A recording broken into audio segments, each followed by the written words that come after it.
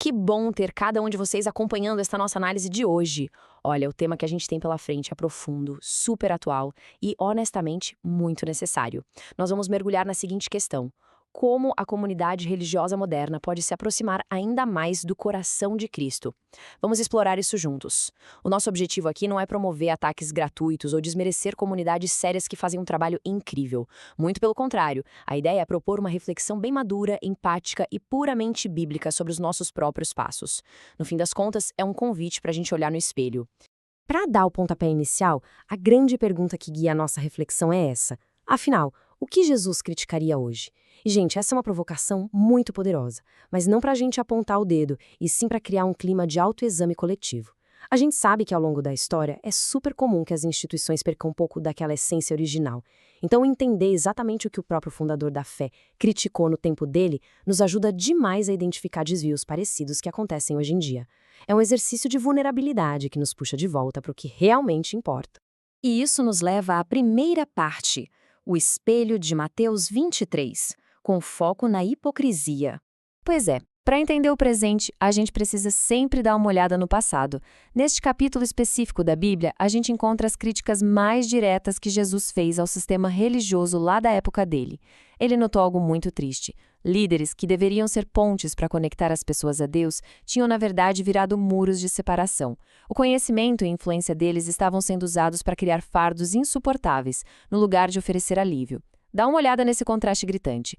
De um lado, o foco extremo na aparência. Eles limpam o exterior, falam muito bonito, mas não praticam. Do outro lado, a realidade interna. Impõem fardos absurdos aos outros, enquanto por dentro estão cheios de cobiça e de uma falta imensa de misericórdia.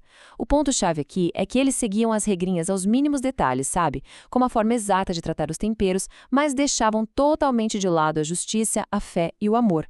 E tudo isso nos leva a uma imagem fortíssima que Jesus usou. Sepulcros caiados. Basicamente, uma tumba pintada de branco. Por fora, impecável, linda de se ver.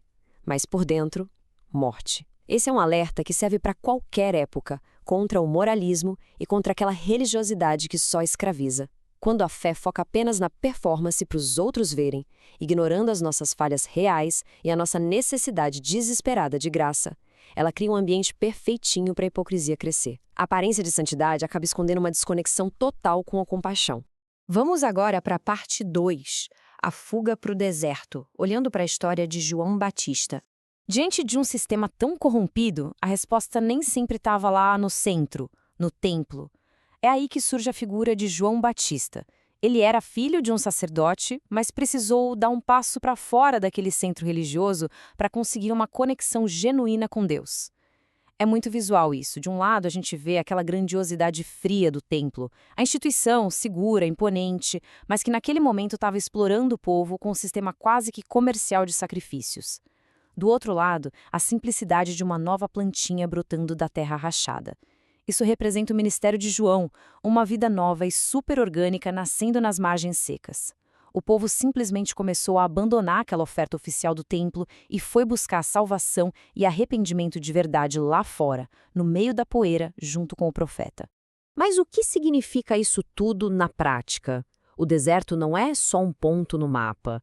Ele é um espaço literal e também simbólico de isolamento. Ir para o deserto representava romper com uma estrutura religiosa que parecia muito segura, mas que por dentro estava espiritualmente morta. E esse convite continua válido hoje. Às vezes o aprendizado verdadeiro, a simplicidade e a palavra divina florescem muito melhor longe das luzes, dos holofotes e da política institucional, num santuário de busca mais íntima e pessoal. Avançando para a parte 3, vamos falar sobre o peso do abuso espiritual e os perigos das lideranças tóxicas. Trazendo aquelas críticas antigas para a nossa realidade moderna, aqueles fardos pesados ganharam novos nomes. Como aponta de forma genial o pesquisador Gabriel Perissé, o abuso espiritual é o crime perfeito, pois o espírito é invisível. O que ele quer dizer com isso? Quer dizer que, ao contrário de um machucado físico que todo mundo vê, a dor espiritual acontece no escuro, em silêncio. A raiz de tudo isso está exatamente na confiança absoluta que a fé exige. Quando uma liderança tóxica se coloca como a única voz de Deus, ela usa essa confiança sagrada para manipular as pessoas. A vítima acredita genuinamente que seguir aquele líder abusivo é a mesmíssima coisa que obedecer a Deus. E isso gera uma confusão absurda, isolamento e feridas que ninguém vê, mas que são devastadoras. E como a gente consegue identificar isso de forma bem objetiva? Olha, existem sinais clássicos de uma liderança tóxica. Primeiro, o autoritarismo inquestionável. É aquele ambiente onde qualquer questionamento vira sinônimo de rebeldia. Segundo, o uso seletivo da Bíblia. Sabe quando tiram versículos totalmente do contexto só para reforçar o poder do líder em impor submissão? Pois é. E terceiro, e talvez o mais perigoso, focar na performance em vez da graça. O foco da comunidade passa a ser o que você produz para a instituição, seja trabalho braçal, dinheiro ou apenas bater ponto nos eventos, e não quem a pessoa realmente é em Cristo. O valor do ser humano vira puramente utilitário.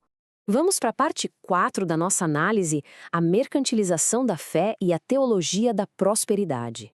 Aqui a gente esbarra em outra estrutura moderna que, sem dúvida, atrairia críticas afiadas. A verdade é muito direta. Deus não é um parceiro de transações e a fé definitivamente não é um negócio. Fontes que acompanham e estudam esse fenômeno mostram como valores cristãos básicos foram sendo reinterpretados ao longo do tempo. A doação financeira passou a ser pregada como um ingresso, uma garantia para receber bênçãos materiais, saúde e sucesso aqui na Terra. Esse tipo de discurso se aproveita muito das vulnerabilidades, tanto emocionais quanto financeiras, de quem está ouvindo. É a inversão completa da coisa. O sagrado deixa de ser um caminho de graça e vira um contrato de troca comercial, uma verdadeira barganha. Chegamos à nossa parte 5. O retorno à simplicidade e o resgate das raízes da igreja. Depois de olhar para todos esses problemas difíceis, a gente não pode simplesmente cruzar os braços. O objetivo não é abandonar a fé, de jeito nenhum, mas sim resgatá-la. A bússola da esperança aponta direto para um retorno. O reverendo Ageu Magalhães traz uma perspectiva linda sobre isso. O vaso deve ser de barro sempre. O tesouro que ele guarda, o evangelho simples de Jesus Cristo, é que tem grande valor. Pensem nisso. Existe um perigo enorme na igreja moderna de se apaixonar perdidamente pela sofisticação. É o som impecável, é o ar-condicionado na temperatura exata, as luzes de palco maravilhosas, aquelas métricas de excelência de dar inveja a qualquer empresa. Tudo isso acaba tentando transformar o vaso, que é de barro, em um vaso de ouro. Só que a verdadeira experiência espiritual precisa de um coração aquecido, não apenas dos nossos sentidos estimulados por tecnologia. O valor real, o grande tesouro, sempre vai estar na mensagem original, simples e transformadora. Então, qual é o mapa para construir essa comunidade saudável? Bom, o livro de Atos, lá no capítulo 2, entrega o rascunho original para a gente, com 4 passos muito bem desenhados. Um foco pesado no ensino bíblico real com a doutrina apostólica, a comunhão genuína entre as pessoas, a simplicidade de sentar à mesa e partir o pão juntos e, claro, a oração. É um projeto divino de uma igreja totalmente focada na graça e em compartilhar a vida, sem precisar de grandes pirotécnicas institucionais.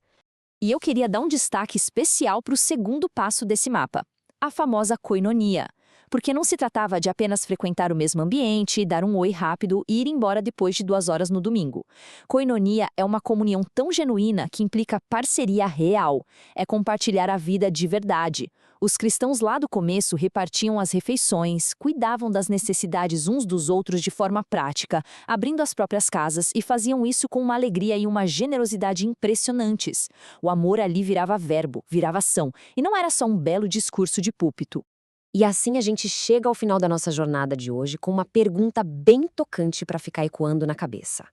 Como podemos ajudar a construir uma comunidade que se pareça mais com Cristo e menos com os fariseus? Esta é a reflexão que deve nos acompanhar daqui para frente.